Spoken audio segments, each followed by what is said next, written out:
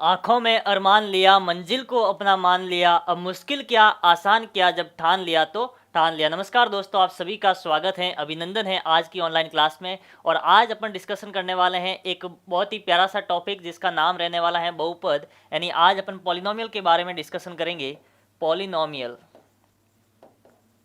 Polynomial से पहले अपन 2 या 3 टर्म्स के बारे में डिस्कशन करेंगे। जैसे मान लो अपने सबसे पहला टर्म है सर्वसमीका।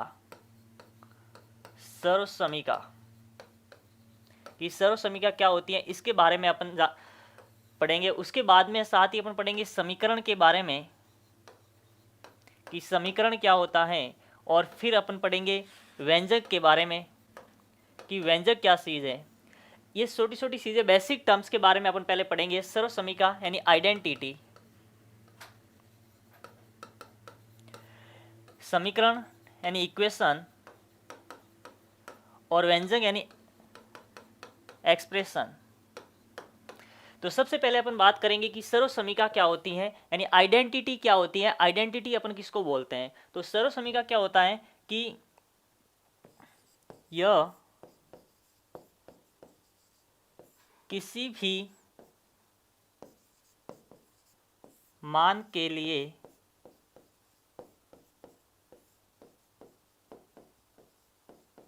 संतुष्ट हो जाती हैं।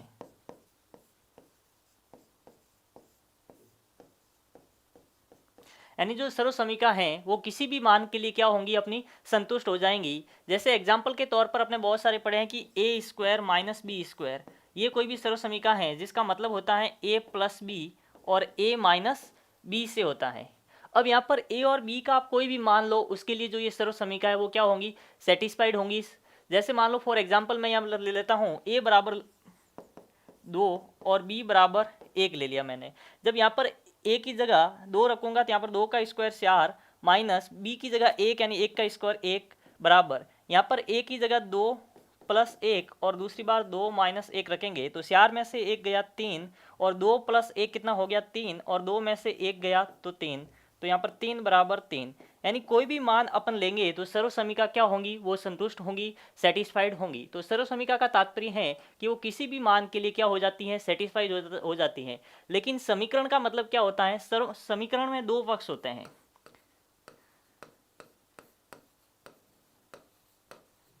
द्विपक्षीय होती हैं।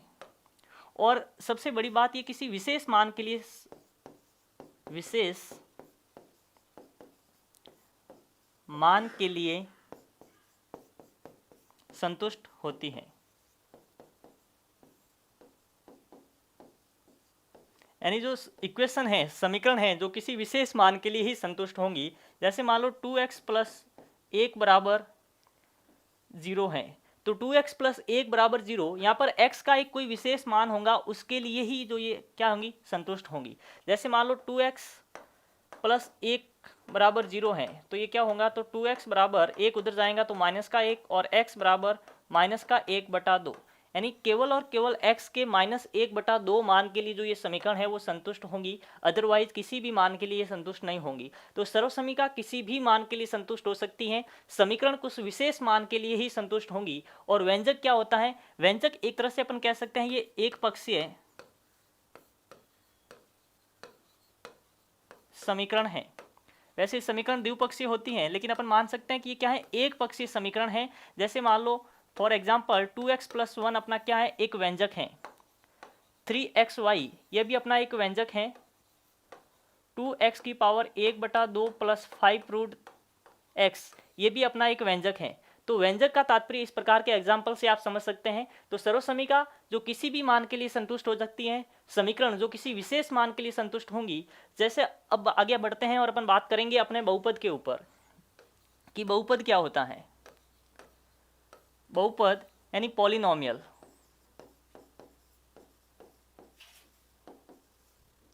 तो देखो, पॉलिनोमियल एक ऐसा व्यंजक होता है जिसके अंदर सर राशि, देखो इसके अंदर बहुत सारे टर्म्स अपन पढ़ेंगे कि सर राशि क्या होती है, वेरिएबल क्या होता है, कांस्टेंट क्या होता है, पद क्या चीज होती है,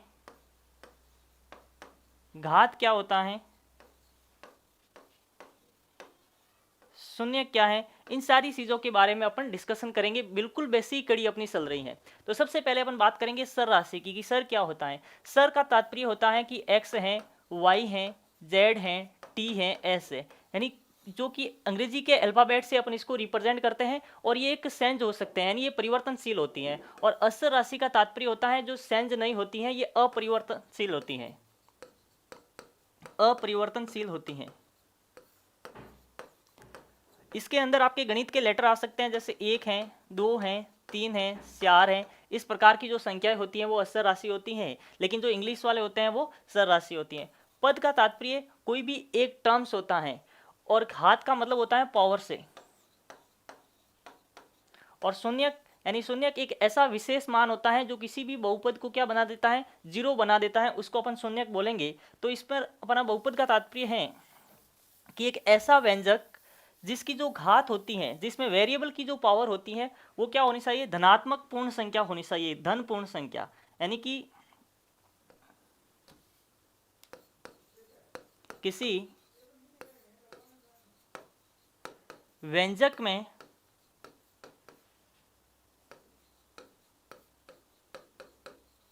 वेरिएबल क्वांटिटी सर राशि की घात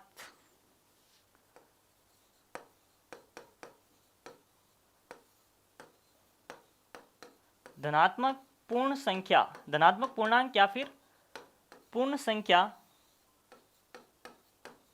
होती है। अगर किसी भी व्यंजक के सर राशि की घात वेरिएबल की पावर यदि आपके एक पूर्ण संख्या है तो उसको अपन क्या बोलेंगे, वेरिएबल बोलेंगे, सॉरी पॉलिनोमियल बोलेंगे, बहुपद कहते हैं। जैसे मान लो फॉर एग्जांपल 2x² + 5x + 1, इस पे अपन देखते हैं तो सर राशि हर एक पद के अंदर, ध्यान रखना, हर एक पद के अंदर जो सर राशि है उसकी पावर क्या होनी चाहिए, एक होनी चाहिए, धनात्मक होनी चाहिए, यानी नेगेटिव नहीं आनी चाहिए। जैसे मान लो फॉर एग्जांपल 2x + 1, ये भी अपना क्या है, एक बहुपद है, क्योंकि इस बहुपद के अंदर जो x की पावर क्या है, एक है। यहाँ पर जो एक है वो भी अपना क्या होता है, बहुपद होता है। जैसे मान लो आपके पास में आ गया कि 5 है, क्या 5 एक बहुपद है, तो बिल्कुल 5 भी अपना एक बहुपद है, क्योंकि अपन इसको ऐसे लिख सकते हैं 5x की पावर 0। जब x की पावर 0 हो सकती है, क्योंकि आपने पढ़ा है पूर्ण संख्या। पूर्ण संख्या क्या होती है, पूर्ण संख्या ऐसी संख्या जो 0 से स्टार्ट होकर के अनंत तक चलती हैं, वो सभी की सभी संख्याएं x की पावर के रूप में आ सकती हैं, तो उसको अपन क्या बोलेंगे, एक बहुपद बोलेंगे। जैसे मान लो आपके पास में आ गया 4x³ + 3x + 5, तो ये भी अपना एक बहुपद है, क्योंकि इसमें देखो x की घात कितनी आ रही है, 3 आ रही है, जो कि एक धनात्मक है। यहाँ पर x की पावर 1 है इसलिए धनात्मक है, या x की पावर कुछ भी नहीं है तो 0 है, तो वो भी अपना क्या होता है, 0 भी एक पूर्ण संख्या होती है, तो ये भी एक अपना क्या हो गया, एक बहुपद है। जैसे अपन बात करें कि बहुपद कौन नहीं हो सकता है, यानी बहुपद आपका कौन नहीं हो सकता है, तो ध्यान दीजिए। जैसे मान लो x की पावर आ गई आपके 1/2 + 3x + 5।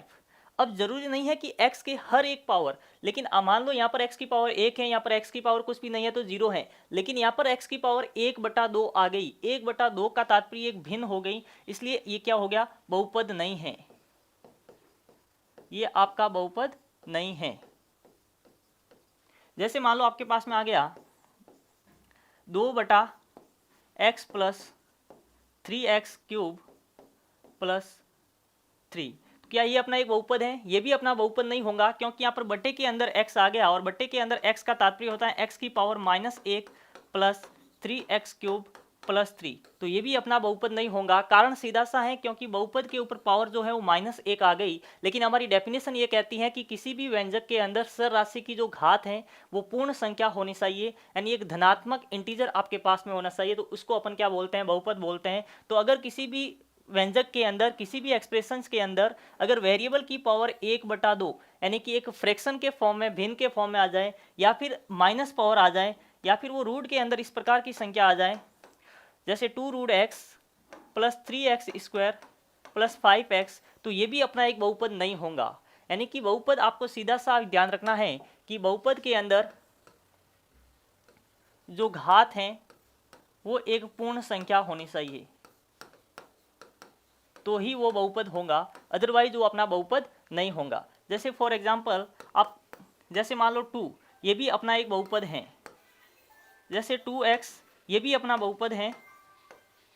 3x square plus 5x, ये भी अपना एक बहुपद है।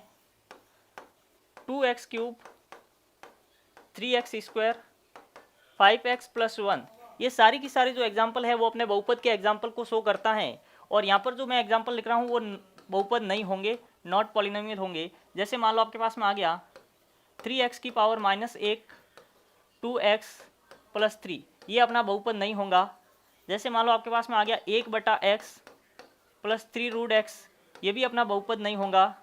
आपके पास में आ गया x की power 0.5 plus 3x square plus root 3x, तो ये भी अपना बहुपद नहीं होगा। तो सीधा सा बहुपद की डेफिनेशन ये कहती है कि किसी भी व्यंजक के अंदर सर राशि की जो पावर है, घात है, वो क्या होनी चाहिए, एक पॉजिटिव इंटीजर या फिर पूर्ण संख्या होनी चाहिए, उसको अपन क्या बोलेंगे, बहुपद बोलेंगे। अब और कुछ एग्जाम्पल बात करते हैं अपन कि सामान्य रूप क्या होता है बहुपद का। बहुपद का सामान्य रूप, जैसे मान लो आपके पास में ax cube plus bx square plus cx plus d, इस प्रकार का बहुपद को अपन लिखते हैं। यानी जो सबसे ज़्यादा पावर है, सबसे बड़ी घात को सबसे पहले लिखते हैं, उसके बाद में इसको असेंडिंग ऑर्डर में पावर के आधार पर लिखते हैं। जैसे मान लो आपके पास में ये कोई भी एग्जांपल आ गया कि 2x cube plus 3x square plus 5x plus 1। अगर यहाँ पर अपन बात करें सबसे पहला कि इसमें पदों की संख्या कितनी है, पदों की संख्या, तो पदों की संख्या क्या होंगी, देखो एक पद, दूसरा पद, तीसरा पद और ये चौथा पद, तो इसमें पदों की संख्या कितनी है, 4 हैं। तो इसमें पदों की संख्या होगी आपके पास में 4। दूसरा, अब बात करें अपन इसमें कि अधिकतम घात या इसकी घात क्या है, तो घात का तात्पर्य होता है मैक्सिमम पावर से होता है। तो इसमें मैक्सिमम पावर कितनी है, 3 है, तो इस बहुपद की घात हो गई 3। अगर यहाँ पर बात करें इसके शून्यकों की संख्या, शून्यकों की संख्या, तो इसके जो शून्यक हैं वो कितने होंगे, 3 होंगे, यानी मैक्सिमम घात के बराबर उसमें शून्यक होते हैं। अगर चौथा बात करें इसमें सर राशि या सरपद, सर राशि युक्त पद कितने हैं, तो 1, 2 और 3, ये 3 क्या हो गए, अपने सर राशि युक्त पद हो गए। और असर पद कितने हैं, तो असर पद आपके पास में यहाँ पर कोई भी सर राशि साथ में नहीं है, तो असर पद आपका 1 हो गया। तो ये जो बेसिक टर्म्स हैं वो आपको ध्यान रखने हैं। जैसे एक एग्जांपल अपन और लेते हैं कि आपके पास में एग्जांपल आ गया कि 5x square plus 2x plus 1 है। इसमें अपन आपको बताना है पदों की संख्या, पदों की संख्या, तो पदों की संख्या कितनी होंगी, तो पदों की संख्या इसमें हो जाएंगी 3, तो पदों की संख्या आपके पास में होगी 3। अगर बात करें अपन शून्यकों की संख्या, तो इसमें शून्यक होंगे, जो मैक्सिमम पावर है उसके बराबर शून्यक हो जाएंगे। तो अधिकतम घात कितनी है, 2 है, तो शून्यक कितने होंगे, 2 होंगे। अगर बात करें घात की कि इस बहुपद की घात क्या है, इसकी डिग्री क्या है, तो इसकी घात हो जाएंगी 2। जो अधिकतम किसी भी व्यंजक के ऊपर अधिकतम जो पावर होती है वही उसकी क्या कहलाती है, घात कहलाती है, तो इसकी घात हो जाएंगी यहाँ से 2। आगे अपन बात करें कि 5x square plus 2x plus 1 के अंदर x का गुणांक, x का गुणांक क्या है, तो x का गुणांक क्या होता है, कोफिशिएंट ऑफ x, यानी जो x के साथ में जो लिखा हुआ है वो x का गुणांक होगा, तो x का गुणांक हो जाएगा 2। अगर बात करें x स्क्वायर का गुणांक, तो इसमें x स्क्वायर का गुणांक हो जाएगा 5। अगर साथ ही इसमें बात करें असर पद की कांस्टेंट टर्म्स, तो असर पद आपके पास में क्या है, अचर पद आपके पास में 1 है। और वेरिएबल टर्म्स कितने हो जाएंगे, 2 हो जाएंगे। तो इस प्रकार के जो ये बेसिक टर्म्स होते हैं उसके बारे में आपको जानकारी होनी चाहिए। जैसे मान लो आपके पास में इस प्रकार का क्वेश्चन आ जाता है कि 3x cube minus 2x square plus 5x plus 1 में x स्क्वायर का गुणांक क्या है, एक्स स्क्वायर का गुणांक है। तो एक्स स्क्वायर का गुणांक का तात्पर्य है कि आपको एक्स स्क्वायर के गुणे में क्या लिखा है वो देखना है। तो एक्स स्क्वायर के गुणे में आपका क्या है, तो पूरा साइन के साथ में लेना है माइनस का 2। अगर आप 2 लिख लेंगे तो वो आपका गलत हो जाएगा। तो इसका जो आंसर आएगा वो क्या आएगा, -2।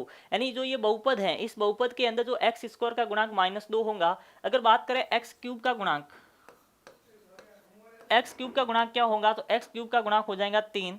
और एक्स का गुणांक की अगर बात करें तो एक्स का गुणांक कितना होने वाला है, तो एक्स का गुणांक होने वाला है 5। अब देखिए अगर आपको पूछ लें कि 5x³ + 2x + 1 में 1 के सामान्य रूप में पदों की संख्या कितनी होंगी, तो इसमें आपको पदों की संख्या ज्ञात करनी है। तो देखो पदों की संख्या का मतलब होता है कि उसकी पावर में +1 कर दो, यानी जो उसकी घात है, अधिकतम घात जो है उसके अंदर +1 कर दो। तो सबसे पहले इसमें देखना है इसमें घात कितनी है, तो इसमें घात है 3। तो 3 + 1 कितना हो गया, 4 हो गया। तो इसमें पदों की संख्या कितनी होंगी, 4 होंगी। अब आपके दिमाग में आता होगा कि यहाँ पर पदों की संख्या तो सीधी सी है, 3 दिख रही है, वो आपका गलत हो जाएगा। गलत इसलिए हो जाएगा क्योंकि पदों की संख्या 4, तो इसको अपन सामान्य रूप में लिखते हैं। तो सामान्य रूप का मतलब ये होता है कि जो अधिकतम पावर है उसको पहले लिखेंगे और उसके बाद में जो मिनिमम पावर है उसको लिखनी है। तो सबसे पहले यहाँ पर आएगा 5x³ प्लस, यहाँ पर स्क्वायर नहीं है तो यहाँ पर लिखेंगे 0x² plus 2x plus 1x की पावर 0, यानी x की घात 3, x की घात 2, x की घात 1 और x की घात 0। इस रूप में जब अपन इसको जमाते हैं तो यहाँ पर देखो पदों की संख्या 1, 2, 3 और 4 निकल के आती हैं। तो हमेशा ये ऑर्डर के अंदर रहता है, लेकिन जिसमें एक्स स्क्वायर नहीं है तो एक्स स्क्वायर के गुणे में अपन 0 लिख सकते हैं। तो सामान्य रूप इसका ये हो गया। और सामान्य रूप के अंदर अगर पदों की संख्या पूछे तो सामान्य रूप के अंदर बहुपद में पदों की संख्या कितनी होती है, जिसके अधिकतम घात होती है उससे एक ज़्यादा होती है। जैसे मान लो एक और एग्जाम्पल अपन लेते हैं कि आपके पास में इस प्रकार से आ गया 6x⁴ plus 3x² plus 5x। जैसे मान लो ये आ गया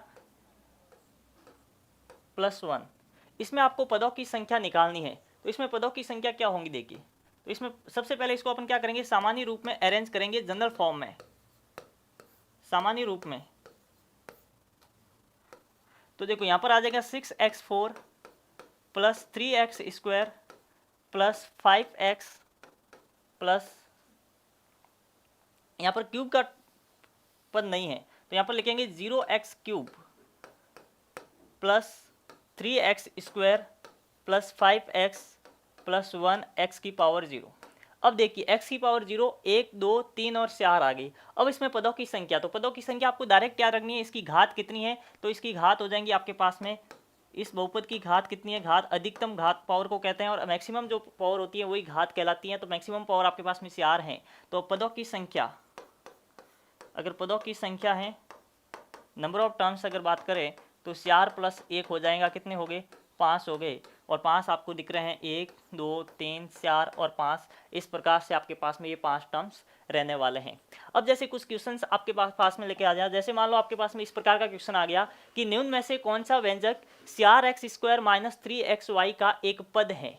आपके पास में 4 ऑप्शन है और 4 ऑप्शन को देख करके आपको ये बताना है कि निम्न में से कौन सा पद जो है वो क्या होगा इस व्यंजक का, यानी कि 4x² - 3xy का एक पद है। तो सबसे पहले अपन इसमें अगर बात करें कि पदों की संख्या कितनी है, पदों की संख्या, तो इसमें पदों की संख्या आपके पास में 1 और 2, पदों की संख्या कितनी रहने वाली है, 2 रहने वाली है। अगर इसमें सर पदों की बात करें तो सर पद आपके दोनों के दोनों क्या है, सर है। अगर इसमें असर पद की मैं बात करूं यानी कांस्टेंट टर्म्स, तो इसमें मुझे कोई भी कांस्टेंट टर्म्स नहीं दिख रहा है, इसलिए कांस्टेंट टर्म्स क्या हो जाएगा, 0 हो जाएगा। अगर यहाँ पर बात करें सर राशियां की,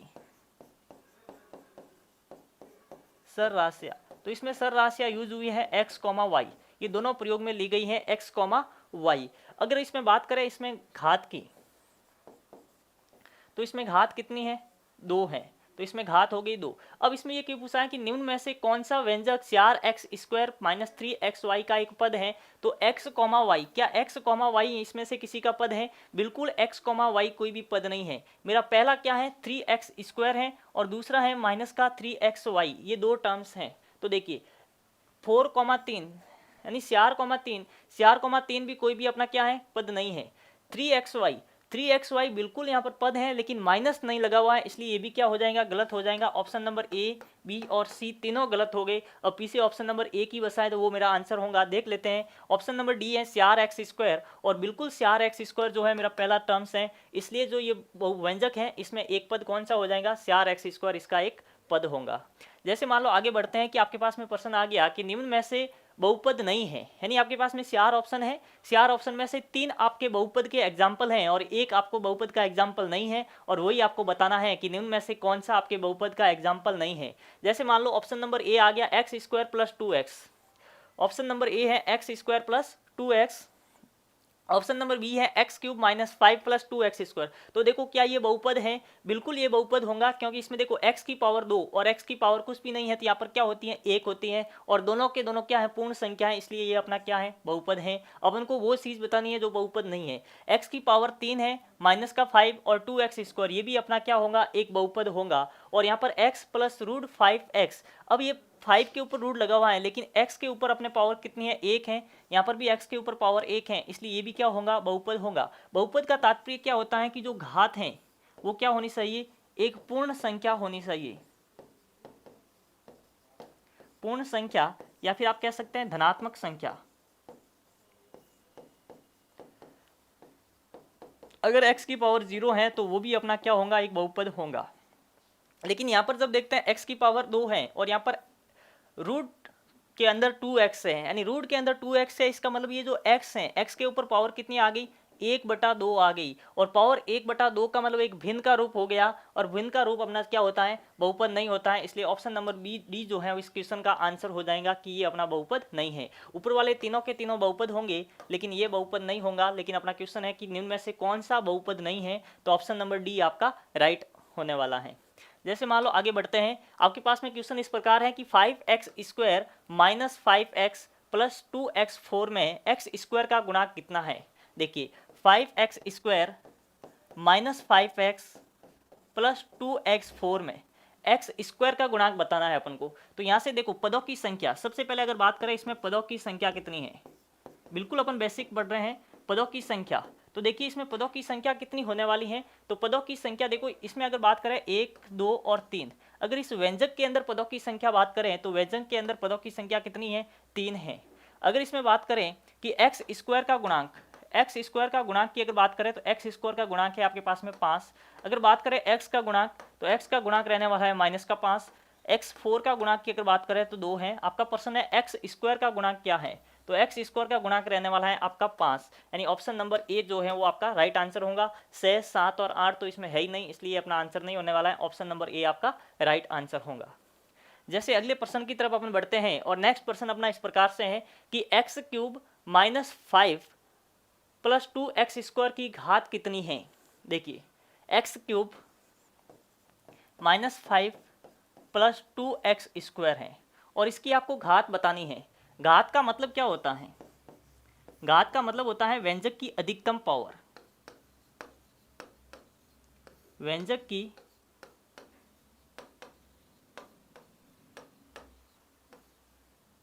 अधिकतम घात ही उसकी क्या होती है, व्यंजक की या बहुपद की घात होती है। तो इसमें देखो बहुपद की अधिकतम घात कितनी है, 3 है, तो इसके अपना आंसर क्या हो जाएगा, 3 जो है आपका राइट आंसर रहेगा। अगर मैं इसमें बात करूं कि x³ का गुणांक क्या है, x³ का गुणांक, तो आपके सामने आएगा कि x³ का गुणांक, तो x³ के आगे कोई भी गुणांक नहीं है, तो कई स्टूडेंट इसको 0 समझ लेते हैं, तो वो 0 नहीं समझना है। 0 तो जब कोई भी टर्म्स गायब होता है उस समय आपको 0 लिखना है। तो x³ का गुणांक कुछ भी नहीं है, तो वहाँ पर हमेशा 1 रहता है, इसलिए x³ का गुणांक क्या आ जाएगा, 1 आ जाएगा। अगर यहाँ पर पूछूं कि x की पावर 0 का गुणांक, x की पावर 0 का गुणांक, तो देखो x की पावर 0 का तात्पर्य यहाँ पर -5x के गुणे में क्या है, x की पावर 0 है, x की पावर 0 का मतलब 1 है, और उसका गुणांक क्या होने वाला है, -5 होने वाला है। इस चीज़ को आपको ध्यान रखना है। तो अपना प्रश्न था x³ - 5 + 2x² की घात कितनी है, तो इसका राइट आंसर रहने वाला है 3। जैसे नेक्स्ट प्रश्न की तरफ चलते हैं कि कौन सा बहुपद रेखीय बहुपद है। देखिए रेखीय बहुपद, बहुपद क्या होता है कि बहुपद के अंदर कई टाइप्स होते हैं। जैसे मान लो बात करते हैं अपन रेखीय बहुपद, रेखीय बहुपद, तो रेखीय बहुपद का मतलब होता है कि जिसकी घात एक होती है उसको अपन क्या बोलते हैं, रेखीय बहुपद बोलते हैं। यानी किसी भी व्यंजक की जो अधिकतम पावर जो है वो कितनी होनी चाहिए, एक होनी चाहिए। अगर एक है तो उसको अपन बोलेंगे रेखीय बहुपद। अगर बात करें द्विघात बहुपद, द्विघात बहुपद यानी एक ऐसा बहुपद जिसकी अधिकतम पावर कितनी होनी चाहिए, दो होनी चाहिए, उसको अपन बोलेंगे द्विघात बहुपद। अगर बात करें त्रिघात बहुपद यानी एक ऐसा बहुपद जिसकी अधिकतम पावर कितनी होनी चाहिए, तीन होनी चाहिए, उसको बोलेंगे त्रिघात बहुपद। तो अपना आंसर यह है कि निम्न में से कौन सा रेखीय बहुपद है, लीनियर पॉलिनोमियल है। लीनियर पॉलिनोमियल कौन सा है, तो लीनियर पॉलिनोमियल यहाँ पर जब अपन देखते हैं कि 4x की पावर 2/3 प्लस 2x है, तो पहली बात ये बहुपद है या नहीं है, तो ये बहुपद नहीं है, क्योंकि यहाँ पर x की पावर 2/3 आ गई। और अपने ये पढ़ा था कि बहुपद सिर्फ और सिर्फ वह व्यंजक होगा जिसमें वेरिएबल की पावर क्या होनी चाहिए, पॉजिटिव इंटीजर होना चाहिए, एक पूर्ण संख्या होनी चाहिए।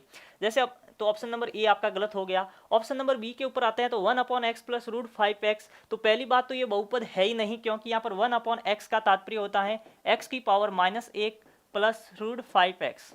और अगर किसी भी वेरिएबल की पावर माइनस में आती है तो वो कभी भी बहुपद नहीं हो सकता, इसलिए ऑप्शन नंबर बी भी आपका क्या हो गया, गलत हो गया। ऑप्शन नंबर सी के ऊपर आया x - 5 = 0, तो सबसे पहले तो ये देखना ये बहुपद है या नहीं है, तो ये बहुपद नहीं है, क्योंकि बहुपद के अंदर सिर्फ और सिर्फ एक पक्ष होता है। बहुपद हमेशा एक पक्षीय होता है, बहुपद एक पक्षीय व्यंजक होता है, लेकिन इसकी जो पावर है वो हमेशा पॉजिटिव आनी चाहिए। लेकिन यहाँ पर x - 5 बिल्कुल ये रेखीय समीकरण है, लेकिन बहुपद है, ये एक रेखिक समीकरण है, इसलिए ये बहुपद नहीं हो सकता। अब x + 7x, बिल्कुल x + 7x में x की पावर 1 है, इसकी अधिकतम घातांक 1 है, तो ये और एक ही टर्म है, इसलिए ये क्या हो जाएगा, आपका रेखिक बहुपद हो जाएगा। तो रेखिक बहुपद का तात्पर्य होता है कि जिसकी अधिकतम पावर क्या होनी चाहिए, एक होनी चाहिए, उसको अपन रेखिक बहुपद बोलते हैं। जैसे आगे बढ़ते हैं कि अगला प्रश्न हमारा कुछ इस प्रकार से है कि बहुपद 5x + 2 का शून्यक क्या है। तो देखिए शून्यक क्या होता है, शून्यक का तात्पर्य होता है, शून्य का मतलब है कि एक ऐसा मान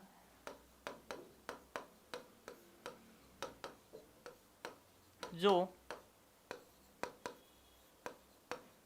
बहुपद को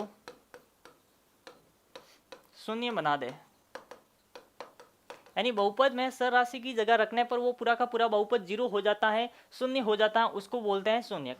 तो सबसे पहले अगर बात करें बहुपद 5x + 2, 5x + 2 बिल्कुल ये बहुपद है, और शून्यक ज्ञात करना है तो क्या करेंगे, इसको 0 के बराबर बनाएंगे। तो 5x + 2 = 0। अब इसका शून्यक ज्ञात करना है तो 0 के बराबर कर दिया। अब 5x 2 उधर जाएगा तो क्या हो जाएगा, -2, और x बराबर करेंगे तो क्या हो जाएगा, -2/5। तो x का जो मान होगा -2/5 होगा, और वही इस प्रश्न का क्या रहने वाला है, शून्यक रहने वाला है। तो जब राइट आंसर होगा वो हो जाएगा -2/5, यानी ऑप्शन नंबर ए आपका इस प्रश्न का राइट आंसर रहने वाला है। अगर बात करें अगले प्रश्न की तरफ, और अगला प्रश्न हमारा यह है कि बहुपद x³ + 5x² - 6 का शून्यक क्या है, यानी इसका आपको शून्यक निकालना है। तो देखो इसके दो तरीके होते हैं, लेकिन सबसे पहले अपन इस प्रकार के प्रश्न को ऑप्शन से सॉल्व कर सकते हैं, बाय ऑप्शन हल कर सकते हैं, यानी जो आपका शून्यक होगा इन्हीं में से कोई एक होने वाला है। तो सबसे पहले अपन बात करते हैं, दो रख कर देखते हैं, यानी आपके पास में है x³ + 5x² - 6। अगर x की जगह अपन 2 रखते हैं तो यहाँ पर क्या आता है, 2 का क्यूब प्लस 5 × 2 का स्क्वायर माइनस से, तो 2 का क्यूब हो गया 8 प्लस 5 × 2 का स्क्वायर 4 माइनस से, तो 8 + 20 माइनस का से 28 माइनस से, यानी आपका आंसर आ गया 22। तो क्या 22 आपका आंसर हो सकता है, बिल्कुल नहीं। अपना आंसर वो होगा कि शून्यक उसे कहते हैं कि ऐसा नंबर जो इसको शून्य बना दे उसको अपन शून्यक बोलते हैं। तो जब 2 रखने पर शून्य 22 आया तो ये अपना आंसर नहीं होगा। अब बात करते हैं ऑप्शन नंबर ए आपका गलत हो गया। ऑप्शन नंबर बी के ऊपर आते हैं कि x³ + 5x² - 6। Option number B है -1। जब यहाँ पर -1 रखते हैं तो देखते हैं क्या कंडीशन बनती है, -1 का स्क्वायर माइनस से, -1 का क्यूब -1, और यहाँ पर जब आते हैं तो प्लस का 5, -1 का स्क्वायर 1 को 5 से गुणा किया 5 माइनस से, तो यहाँ पर -1 प्लस का 5 यहाँ पर बन गया 4 माइनस से, यानी -2। तो -2 होने पर ये भी अपना आंसर नहीं होगा, यानी कि जो ऑप्शन नंबर बी है वो भी आपका गलत हो गया। अब बात करते हैं ऑप्शन नंबर सी, और ऑप्शन नंबर सी है 1। तो यहाँ पर 1 रखते हैं तो 1 का क्यूब प्लस 5 इंटू 1 का स्क्वायर माइनस का 6। अब 1 का क्यूब कितना भी हो 1 आएगा। 5 प्लस 1 का स्क्वायर 1 माइनस का 6। 1 प्लस 5 को 1 से गुणा किया 5 माइनस 6। 1 और 5 कितने हो गए 6 माइनस 6, और 6 में से 6 गया कितना आ गया 0 आ गया। यानी ये जो है इसमें आपका शून्यक होगा कि क्या रखने पर आया 1 रखने पर, तो इस प्रश्न का जो शून्यक होगा वो सी यानी ऑप्शन नंबर जो सी है 1 अपना राइट आंसर रहने वाला है। तो शून्यक क्या हो जाएगा 1 हो जाएगा। तो उम्मीद करता हूं कि इस प्रकार के प्रश्न के माध्यम से आप जो बहुपद हैं उसके जो बेसिक कड़ी को समझने में आपके लिए लाभदायक होंगी। मिलते हैं एक और नई क्लास के साथ, तब तक के लिए all the best, take care.